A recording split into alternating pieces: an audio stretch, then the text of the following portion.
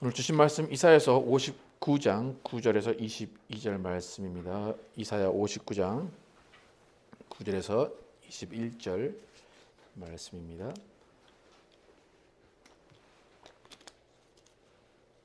제가 먼저 읽고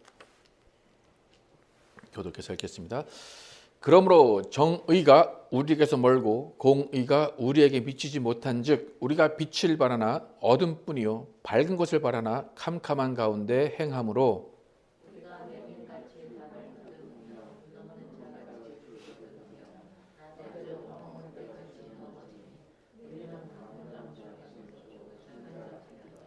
우리가 곰같이 부르짖으며 비둘기같이 슬피 울며 정의를 바라나 없고 구원을 바라나 우리에게서 멀도다. 이는 우리의 허리 주의 앞에 심히 많으며 우리의 죄가 우리를 쳐서 증언하오니 이는 우리의 허물이 우리와 함께 있음이니라. 우리의 죄악을 우리가 아나이다. 우리가 여호와를 배반하고 속였으며 우리 하나님을 따르는 데에서 돌이켜 포악과 폐역을 말하며 거짓말을 마음에 잉태하여 낳으니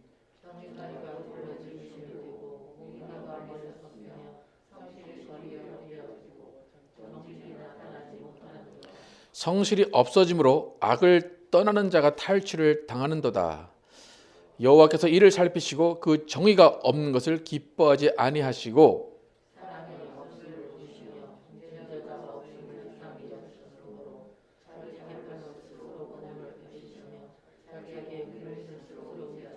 공의를 갑옷으로 삼으시며 구원을 자기의 머리에 써서 투구로 삼으시며 보복을 속옷으로 삼으시며 열심을 입어 겉옷으로 삼으시고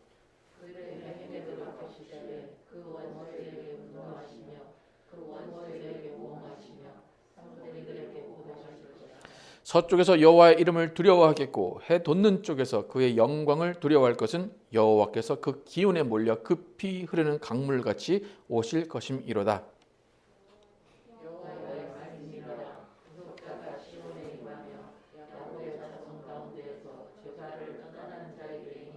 함께 읽겠습니다.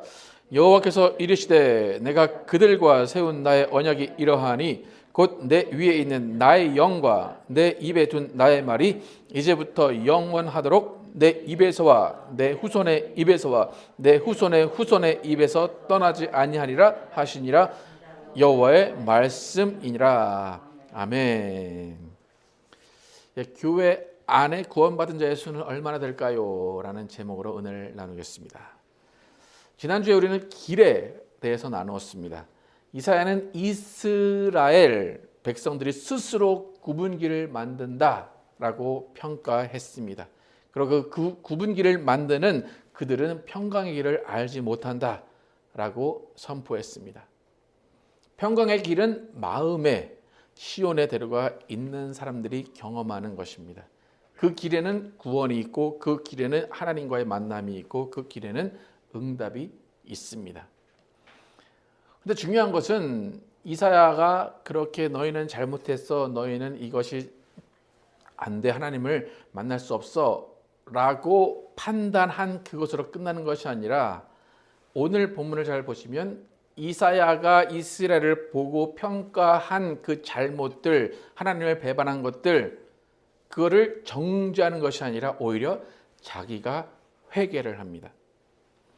너희는 구제불능이니까 그냥 계속 구분길을 가. 그것이 아니라 구분길을 가는 사람들이 어떻게 하면 마음에 시온에 들어가 있을 수 있을까? 어떻게 평강의 길을 갈 수 있을까를 고민하면서 이사야가 선택한 것은 뭐냐면 회개입니다. 회개를 통해서 유일하게 하나님 앞에 돌이킬 수 있다는 것입니다. 그래서 오늘 본문 9절부터 15절 초반은 이스라엘의 모습을 보면서 이사야 자신이 회개하는 겁니다. 근데 회개의 내용을 잘 들여다보면 특징이 있는데 특징이 뭐냐면 이사야가 하는 말 중에 우리라는 말이 많이 들어있다는 겁니다. 오늘 다시 한번 9절부터 13절까지만 읽을 텐데 우리라는 단어가 얼마나 많이 나오는지 보면서 한번 읽어보시기 바랍니다. 9절부터 읽겠습니다. 시작. 그러므로 정의가 우리에게서 멀고 공의가 우리에게 미치지 못한즉 우리가 빛을 바라나 어둠뿐이요 밝은 것을 바라나 캄캄한 가운데서 행함으로 우리가 맹인같이 담을 더듬으며 눈 없는 자같이 두루 더듬으며 낮에는 황혼 때같이 넘어지니 우리는 강장한 자 중에서도 죽은 자 같은지라. 우리가 곰같이 부르짖으며 비둘기같이 슬피 울며 정의를 바라나 없고 구원을 바라나 우리에게서 멀도다. 이는 우리의 허물이 주의 앞에 심히 많으며 우리의 죄가 우리를 쳐서 증언하오니 이는 우리의 허물이 우리와 함께 있음이니라. 우리의 죄악을 우리가 아나이다. 우리가 여호와를 배반하고 속였으며 우리 하나님을 따르는 데에서 돌이켜 포악과 폐역을 말하며 거짓말을 마음에 잉태어 나으니. 몇 번 나옵니까? 수도 없이 나오죠. 그죠? 계속 우리가 계속 우리가라고 말하는 것은 뭐냐면 분명히 이스라엘을 향해서 너희가 죄를 지었어 라고 하는데 회개는 어떻게 합니까? 우리입니다. 우리라는 건 뭡니까? 너희들과 나를 포함한 것이 우리입니다.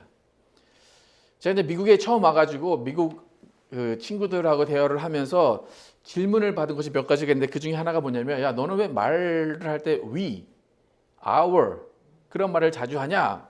그래요? 여러분의 나라를 소개할 때 무슨 나라라고 그럽니까? 우리나라 그러죠. 내 나라라고 하시는 분들 많지 않습니다. 그죠? 여러분 사시는 집이 누구 집입니까? 내 집 아닙니까? 우리 집이죠. 그죠? 네. 한국 사람들은 그 we, our라는 말을 그냥 자연스럽게 그렇게 합니다. 근데 미국 사람 들을 때는 그게 조금 이상한가 봐요. 야, 왜 니네 나라라고 하지? 왜 우리나라라고 하냐? 왜 니네 집이라고 하지? 우리 집이라고 하냐? 그래요? 근데 또 그 반대의 현상이 있어요. 제가 이제 미국에 온 지 한 10년 정도 지나서 개척을 할 때, 저는 개척을 미국 목사님들과 했기 때문에 미국 목사님들하고 이렇게 개척에 관한 비전을 얘기할 때 계속해서 저는 미국 분들한테 my church 막 그렇게 얘기를 했어요. 그러니까 이제 그걸 같이 두고 있던 어떤 같이 하시던 분이 목사님 잠깐 저 좀 봐요 그러고 하더니 왜 목사님 교회예요? 그래요. our church 해야지 왜 my church 그러냐고. 그래서 그러냐고 해서 그다음부터 또 our church 그렇게 얘기해요. 근데 미국 사람들에게 얘기할 때는 our church가 아니라 my church가 더 익숙할 텐데 또 어쩔 수 없이 our church라고 이야기를 합니다. 그러니까 지금 이사야가 분명히 이스라엘 민족을 향해서 너희의 죄가 이렇다 그렇게 정죄를 했어요. 그런데 회개는 우리라고 그래요. 우리가 이렇게. 또 하나님도 우리 하나님이라고 회개합니다. 그러니까 이스라엘 정서가 우리나라랑 좀 비슷한 것이 있긴 해요. 왜냐하면 민족주의이기 때문에 그런 비슷한 정서가 있긴 하지만 정말 이사야가 회개하는 그 심정이 어떤 심정인가를 우리가 잘 알아야 됩니다. 또 예수님도 기도를 가르쳐 주실 때 우리가 아까 주기도문 했지만 주기도문 처음이 뭐라고 여러분 시작하십니까? 하늘에 계신 내 아버지 아닙니까? 아니야, 내 아버지야. 그래서 아이들 어릴 때 뭐라고 해요? 친구들이 막 이렇게 있다가 야, 이 엄마 내 엄마야. 그러면 아니야, 내 엄마야. 뭐 그렇게 얘기하잖아요, 그죠? 하나님은 누구의 하나님입니까? 우리의 하나님입니다. 이사야만의 하나님이 아니고 목사만의 하나님이 아니고 우리 하나님이십니다. 바울도 비슷한 맥락으로 예수님을 전파하기 시작할 때 비슷한 맥락으로 전파를 합니다. 사도행전 16장 31절 함께 읽어보겠습니다. 시작. 이르되 주 예수를 믿으라. 그리하면 너와 내 집이 구원을 받으리라 하고. 너와 내 집이 구원을 받는다. 전도는 한 사람한테 했습니다. 그런데 너와 내 집이 구원을 받는다. 그렇게 얘기합니다. 사도행전 11장 14절에서 베드로가 전도할 때도 성령께서 너와 내 온 집이 구원받을 말씀을 주셨다. 그렇게 이야기합니다. 너만이 아니라 집에 있는 온 가족들이 구원받을 말씀을 주셨다. 그렇게 이야기합니다. 이 말을 좀 오해하면 한 명이 믿으면 나머지는 1+1, 1+4 그렇게 믿는 그런 말이 아니라 하나님께서 한 명을 통하여서 다른 사람들을 구원케 하시는 작정이 계시고 계획이 있으시다는 겁니다. 여러분 한 명이 감기 걸리면 어떻게 됩니까? 온 집안이 대부분 감기에 걸립니다. 그죠? 근데 끝까지 안 걸리는 사람도 있어요. 예.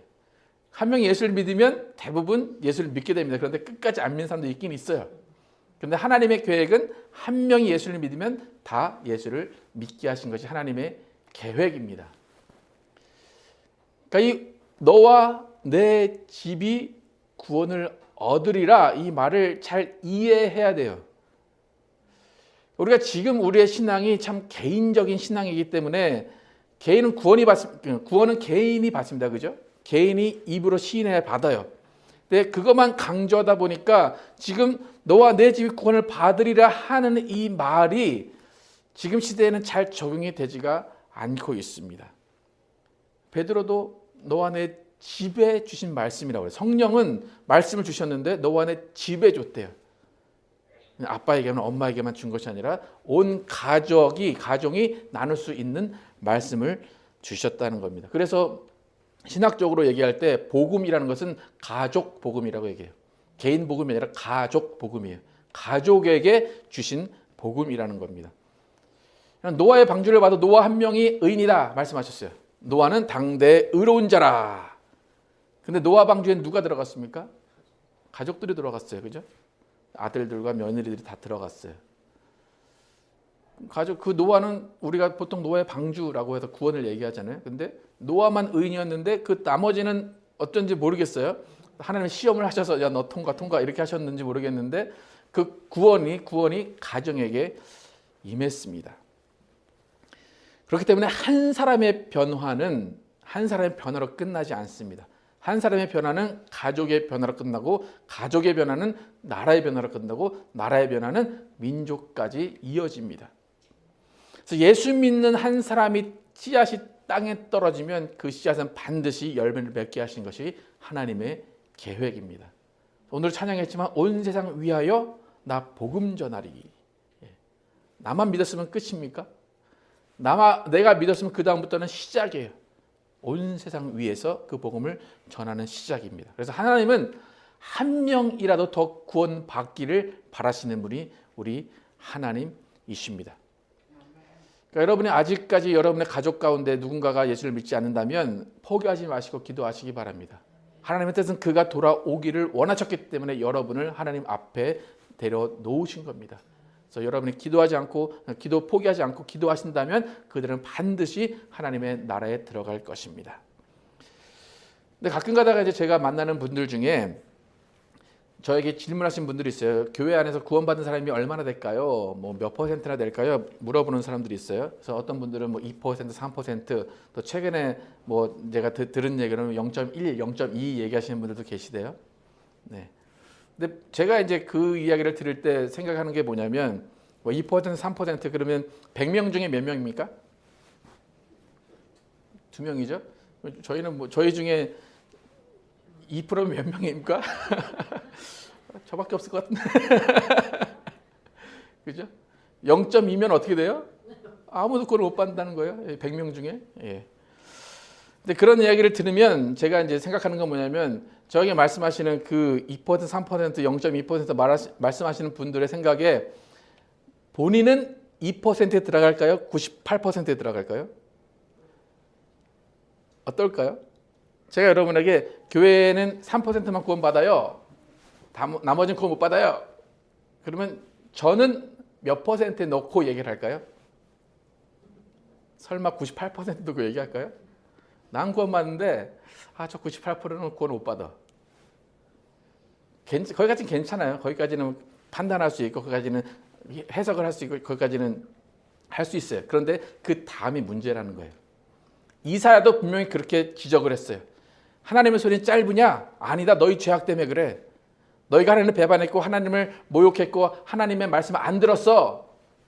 너희는 구원 못 받았는데 나는 구원 받을 수 있어. 라고 이사야가 말하지 않았어요. 너희는 그래서 하나님이 버리실 거야. 하나님이 너희를 선택하지 않으셨어.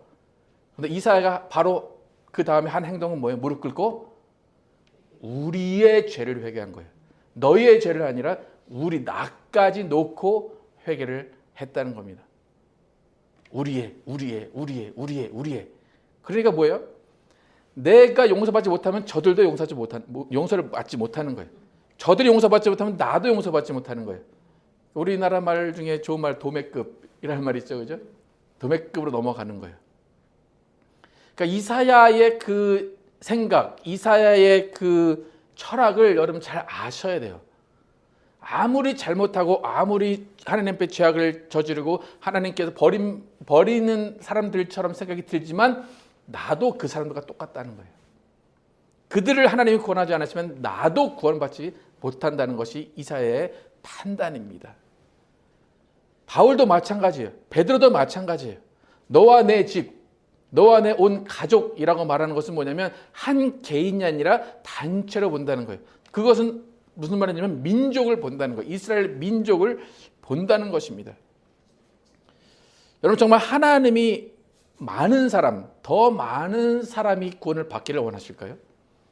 하나님은 엘리트들만 가지고 일하기를 원하실까요? 아니면 모든 사람들을 데리고 일하기를 원하실까요? 오늘 찬송 부른 것 중에 계속 세상에 나옵니다. 세상에 나가서 하나님은 왜 세상에 나가서 그렇게 전하라고 말씀을 하실까요? 그 이유는 하나님이 더 많은 사람을 구원하시기 위해서입니다. 그러니까 오늘 본문을 보면 하나님이 어떠한 마음을 가지시고 구원을 행하시기를 원하시는지를 알 수가 있습니다. 9절부터 15절까지 이사야가 이스라엘의 죄를 낱낱이 자복하고 회개했습니다. 이스라엘이 회개한 게 아니라 이사야가 회개했어요. 그렇죠? 이스라엘 백성들은 자기들이 뭘 잘못했는지 몰라요. 계속 그렇게 살아요. 근데 이사야가 저들과 상관없이 이사야가 회개를 했어요. 근데 하나님은 이사야의 회개를 들으셨어요. 만약에 여러분이 누군가 잘못을 했어요. 잘못했는데 전혀 상관없는 삼자가 와서 사과를 해요. 그러면 여러분 그 사과를 받아줍니까? 어떻게 말합니까? 야, 죄 오라고 그래. 죄 가서 무릎 꿇으면 내가 해줄게. 근데 지금 이스라엘의 회개한 게 아니라 이사야가 회개해요. 우리라는 말로 계속해서 자기를 포함시켜서 회개를 해요. 그러니까 하나님이 어떻게 말씀하시는지 15절에서 15절 후반부에서 18절까지 함께 천천히 함께 읽겠습니다. 여호와께서 시작. 여호와께서 이를 살피시고 그 정의가 없는 것을 기뻐하지 아니하시고 사람이 없음을 보시며 중재자가 없음을 이상히 여기셨으므로 자기 팔로 스스로 구원을 베푸시며 자기의 공의를 스스로 의지하사 공의를 갑옷으로 삼으시며 구원을 자기의 머리에 써서 투구로 삼으시며 보복을 속옷으로 삼으시며 열심을 입어 겉옷으로 삼으시고 그들의 행위대로 갚으시되 그 원수에게 분노하시며 그 원수에게 보응하시며 섬들에게 보복하실 것이라. 이사야가 우리가 회개합니다라고 회개를 할 때 하나님이 그 다음에 반응하시는 거예요. 첫 번째 반응이 뭡니까? 정의가 없는 것을 기뻐하지 아니하시고 그 사람이 없음을 보시며 중재자가 없음을 이상히 여기셨다. 정의가 없다. 올바르게 된 것이 없다는 거예요. 또 사람이 없다. 중재자가 없다. 사람이 없다는 것을 그 현대인의 성경에 어떻게 나오냐면 이스라엘 민족을 도와줄 사람이 없다는 거예요. 그리고 하나님과의 사이를 풀어줄 중재자가 없다는 거예요. 이스라엘이 죄를 짓고 하나님을 배반하고 속이면서 그 모습 가운데 정의가 없는 것은 기뻐할 일이 아니기 때문에 당연해요. 근데 저들에게 정의가 없기 때문에 내가 저희를 심판할 거야. 그게 하나님의 반응이 아니라 뭐래요? 저들을 도와줄 자가 없네. 저들에게 중재자가 없네. 이상히 여기셨대요. 하나님은 지금까지 이스라엘이 어떻게 했는지 다 봤어요. 어떻게 우상을 섬겼고 어떻게 하나님을 배반했고 어떻게 하나님을 속였는지 다 봤는데 이사야가 기도했더니 이상하네. 저들을 도와줄 자가 아무도 없네. 저들을 중재할 자가 아무도 없네. 그런 반응을 지금 보이시는 거예요. 무슨 말입니까? 모른 척 하시는 거예요. 이사야가 회개했더니 이사야를 포함해서 회개했더니 하나님이 이상하네? 쟤네 왜 그러지? 쟤네 도와줄 사람이 없어서 그러네? 중재자가 없어서 그러네? 그 다음에 행동이 하나님의 행동이 더 이해가 안 가요. 어떻게 해요? 중재자가 없고 도와줄 사람이 없으니까 어떻게 해요? 하나님이 스스로 갑옷을 입어요. 투구를 써요. 속옷을 겉옷을 입고 야 쟤네를 저렇게 만든 건 원수야. 내가 원수와 가서 싸울게. 이상하지 않습니까 여러분? 그전에 하나님을 배반하고 속이고 다 그렇게 했는데 멸망받아야 돼요. 포로로 가야 돼요. 그런데 이사야가 자신을 포함해서 해결했더니 하나님이 그래? 그런 일이 있었어? 일로 와 일로 와. 갑옷 입고 투구 입고 다 쓰고 내가 가서 싸울게. 그렇게 지금 말씀하시는 거예요. 그러니까 이사야의 회개 가운데 우리라는 회개 가운데 하나님이 죄를 망각하신 거예요. 그럼 내가 가서 싸울게. 저들에게 중재자가 없어서 그래. 저들 도와줄 자가 없어서 그래. 그러니까 내가 투구 입고 나가서 싸울게 그래요. 도와줄 자가 없고 중재자가 없다는 것은 뭐냐면 이스라엘은 그 중재자만 있고 도와줄 자가 있었다면 그런 죄를 안 지었을 거야 라는 것이 하나님의 마음입니다. 그래서 이스라엘의 모든 죄를 마귀에게 뒤집어 씌워요. 너 때문에 그래 마귀. 나 너 물리치러 지금 갑옷 쓰고 투구 쓰고 나갈 거야. 이제 너 이제 조심해. 지금 그러는 게 지금 하나님의 마음입니다. 그러니까 결국엔 뭐예요? 내 탓이라는 거예요. 내가 제대로 잘 돌보지 않았어.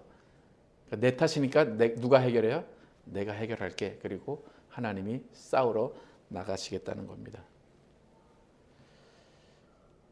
여러분 분명히 이스라엘은 범죄했고 하나님을 배신했고 죄악을 저지른 것을 하나님이 아세요.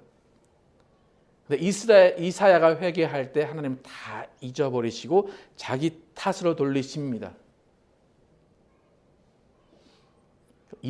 이스라엘을 구원하시겠다는 겁니까? 안 하시겠다는 겁니까? 어떻게 해서든지 구원하시겠다는 거예요. 저들이 나를 배반해도 나는 저들을 위해 싸우겠다. 저들이 저렇게 된 건 마귀 때문이다. 저 마귀 하나만 없어지면 된다. 그것이 하나님의 마음입니다. 하나님 본인이 싸우셔서 이스라엘 민족 전체를 구원하기를 원하시는 거예요. 여러분 지금 우리는 신약 시대에 살고 있고 이스라엘의 그 민족의 역사는 오래전의 일입니다. 그러면 여러분 이스라엘 민족들이 구원을 받을까요? 못 받을까요? 어떻게 신학적으로 뭐 들으신 분들 계시겠지만 이스라엘 민족이 구원을 받을 것 같습니까? 안 받을 것 같습니까? 이스라엘 민족은 다 구원을 받는다라고 성경에 분명히 나와 있습니다. 그들이 잘해서가 아닙니다. 하나님이 그들을 구원하고 싶으시기 때문입니다. 그렇다면 여러분 교회 안에 있는 사람들이 있습니다. 소위 크리스찬이라고 말하는 사람들이 있고 어떤 사람은 썬데이 크리스찬이고 어떤 사람은 뭐 하러 오는지도 모르겠는 사람들이 있습니다. 그 많은 사람들이 있는데 하나님은 그들을 다 구원하고 싶을까요? 아니면 몇 퍼센트, 0.1%, 2% 그 사람들만 구원하고 싶으실까요? 다 구원하고 싶으시겠죠? 근데 그들이 다 구원받지 못한다면 문제는 뭐가 문제입니까? 네, 회개치 않아서. 근데 누가 회개치 않아서일까요? 2%, 0.2%가 회개하지 않으세요. 그들이 자기 전에 회개했을 수 있어요. 하나님, 나 회개합니다. 하나님, 나 천국 가게 해주세요. 저 98%는 회개 안 해요. 저만 회개할게요. 그러니까 나머지가 구원을 못 받는 거예요. 하나님이 원하는 건 뭐예요? 야, 너 회개 잘했어. 근데 난 그 회개를 원하는 게 아니야.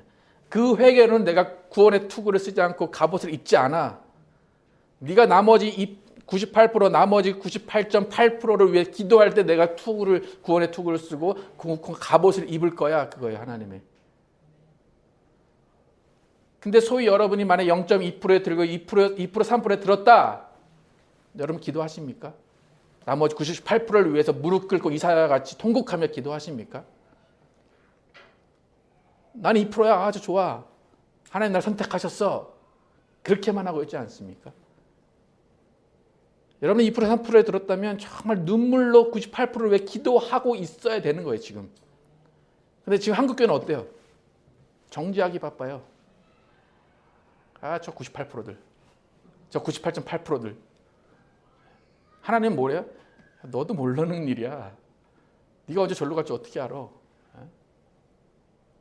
하나님의 마음은 100% 다 구원하고 싶은 거예요. 그렇기 때문에 기도하라 하는 거예요. 저들을 위해 간구하라, 저들을 위해 회개하라 말씀하시는 겁니다. 지금 이사야서에서 하나님이 갑옷을 입으신다고 말씀하시죠. 구원의 투구 쓰신다고 말씀하시죠. 근데 신약에서도 똑같은 갑옷이 있습니다. 에베소서 6장 11절에서 18절 함께 한번 읽어보겠습니다. 11절부터 18절 에베소서 시작. 마귀의 간계를 능히 대적하기 위하여 하나님의 전신갑주를 입으라. 우리의 씨름은 혈과 육을 상대하는 것이 아니요 통치자들과 권세들과 이 어둠의 세상 주관자들과 하늘에 있는 악의 영들을 상대함이라. 그러므로 하나님의 전신갑주를 취하라. 이는 악한 날에 너희가 능히 대적하고 모든 일을 행한 후에 서기 위함이라.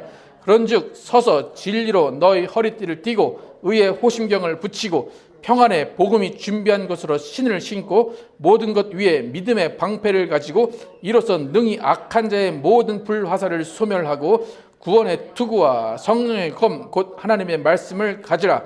모든 기도와 간구를 하되 항상 성령 안에서 기도하고 이를 위하여 깨어 구하기를 항상 힘쓰며 여러 성도를 위하여 구하라. 여기도 분명히 전신갑주를 입으라고 말씀합니다. 하나님 쓰신 구원의 투구도 똑같이 동일하게 쓰라고 말합니다. 근데 중요한 것은 뭡니까? 2% 3% 0.2%에 속한 나 하나 구원 지키라고 하나님의 전신갑주를 취하라 그것이 아닙니다. 너 구원 받았으면 그때부터는 전신갑주를 취해 갑옷을 입어. 그래서 누구랑 싸워야 돼요? 마귀랑 싸우는 거예요. 마귀랑 싸우는데 나를 공격하는 마귀가 아니라니까요. 누구를 공격하는 마귀예요? 내 자녀들, 예수 믿지 않는 사람들을 공격하는 마귀예요. 여러분 영화나 그런 잘 보시잖아요. 만약에 어떤 사람이 비밀을 불지 않아요. 야, 너 비밀 불어. 총을 가까이 대요. 근데 비밀을 안 불어요. 근데 그 사람은 여유 있어요. 총을 들고 있는 사람은 여유 있어요. 왜요? 아이를 볼모로 잡고 있어요. 그래서 총을 이 사람에서 아이에게 딱 대고 너 불어. 그러면 이 사람은 금방 불어요. 나는 죽여도 되는데 쟤는 죽이면 안 돼. 마귀는 어떻게 공격합니까? 여러분을 치지 않는다니까요. 여러분의 자녀를 쳐요. 예수 믿지 않는 자를 친다니까요.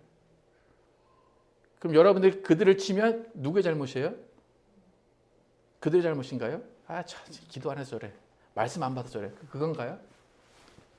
여러분의 전신갑주를 입고 마귀를 안 대항했기 때문이에요. 마귀가 그들을 먹으려고 달려드는데 여러분이 가만히 있고 쟤 왜 전신갑주를 안 입었냐? 쟤 갑옷 입지 그랬냐? 그렇기 때문에 그들이 공격을 당하고 있는 겁니다. 마귀의 방법은 그거예요. 마귀의 공격 방법은 그거예요. 그러니까 구원이라는 것은 나만 구원받았다고 좋다고 그러고 다른 사람들을 평가하라고 주신 것이 아니라 정말 소수가 구원을 받았다면 그 다음부터 그 소수는 전신갑주를 입고 그 다음부터 마귀와 싸워야 돼요. 마귀와 싸우는 이유는 하나님의 구원이 계속해서 이어져 나가게 하기 위해서 구원의 전신갑주를 입어야 된다는 겁니다. 지금 한국교회 문제는 뭔지 아십니까? 전신갑주를 입었는데 나만을 위해 입어요. 나만을 위해 입고 딱 앉아가지고 다 막아요. 아싸, 다 막았어. 나는 시험에 들지 않았어. 근데 교회는 어떻게 돼요? 시험에서 교회가 무너져요. 그게 한국교회 지금 문제예요. 그리고 또 문제는 뭐냐면 전신갑주를 입었어요. 딱 입었는데 야, 내 방패는 금이야. 네 방패는 은이냐? 내 투구는 금이야. 내 신발은 명품이야. 전신갑주 브랜드 자랑하고 있어요 지금.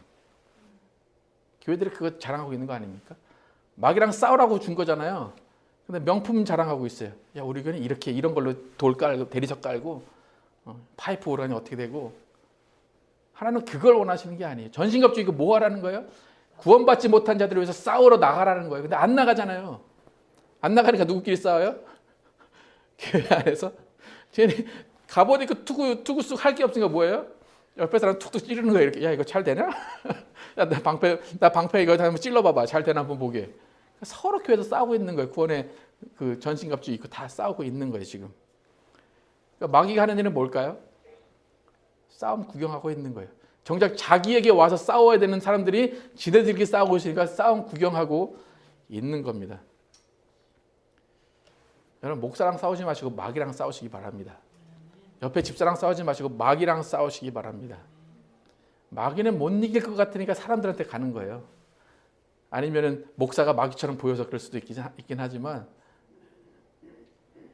여러분 우리가 하나님의 전신 갑주를 입어야 하는 이유는 우리 가족과 친구, 나라가 예수를 믿지 않고 있는 사람들이 넘쳐나기 때문에 전신 갑주를 입어야 됩니다. 전신 갑주를 입고 마귀와 대항해서 싸워야 됩니다. 그러니까 지금 교회에 예수 믿는 자가 없다, 98%다. 그거는 전신 갑주를 입은 자들이 싸우지 않았기 때문입니다. 여러분과 저를 통해서 죄를 고백하고 회개하는 사람들이 늘어나야 돼요. 그들에게 하나님의 구원이 임할 거예요. 여러분 오늘 20장 20절 21절 본문 함께 읽겠습니다. 시작. 여호와의 말씀이니라. 구속자가 시온에 임하여 야곱의 자손 가운데에서 죄가를 떠나는 자에게 임하리라. 여호와께서 이르시되 내가 그들과 세운 나의 언약이 이러하니 곧 내 위에 있는 나의 영과 내 입에 둔 나의 말이 이제부터 영원하도록 내 입에서와 내 후손의 입에서와 내 후손의 후손의 입에서 떠나지 아니하리라 하시니라. 여호와의 말씀이라. 분명히 죄가를 떠나는 자에게 구속자가 임한다 그랬어요. 그러니까 우리가 해야 되는 일은 마귀와 싸워서 이 죄를 회개하는 자들이 늘어나게 해야 된다는 것입니다. 그래서 우리에게 임하신 하나님의 성령, 우리에게 임하신 하나님의 말씀은 영원히 떠나지 아니하십니다. 너와 내 후손, 그 후손의 후손까지 영원히 떠나지 않으리라는 것이 여호와 하나님의 말씀입니다. 여러분 하나님은 직접 투구 쓰고 싸우시는 분이에요. 신약시대는 우리가 투구 쓰고 싸우라 그렇게 우리에게 주셨습니다. 여러분 악한 영과 싸우시기 바랍니다. 여러분 자신을 위해서만 싸우지 마시고 여러분의 가족을 위해서, 나라를 위해서, 이웃을 위해서 투구를 쓰고 갑옷을 입고 싸우시기 바랍니다. 내가 구원받을 수 있을까 걱정하지 마세요. 구원받아요. 여러분이 걱정할 건 뭐예요? 내 주위의 사람이 구원받을 수 있을까? 그건 여러분이 전신갑주를 입고 싸울 때 그들이 구원받을 수 있습니다. 하나님은 우리의 구원을 위해, 이스라엘의 구원을 위해 열심히 갑옷을 입고 속옷을 입고 겉옷을 입고 싸우셨습니다. 여러분 또한 전신갑주, 하나님의 전신갑주를 입고 다른 사람을 도와줘야 됩니다. 다른 사람의 중재자가 되어야 됩니다. 예수 그리스도께서 중재자로 오셔서 우리를 구원하셨듯이 여러분도 중재자로 나서서 하나님과 예수님을 만날 수 있도록 도와주셔야 됩니다. 이스라엘 민족을 위해서 회개하는 이사의 마음, 여러분 그 마음을 아시기 바랍니다. 여러분 오늘 기도하실 때 여러분의 죄 회개하시고 그 다음에 우리의 죄, 우리 교회의 죄, 우리 가정의 죄, 우리 나라의 죄, 우리 민족의 죄 회개하시기 바랍니다. 그리고 하나님의 전신갑주 입고 싸우셔서 하나님의 나라가 확장되는 일에 사용되시는 여러분과 제가 되길 예수의 이름으로 축복합니다.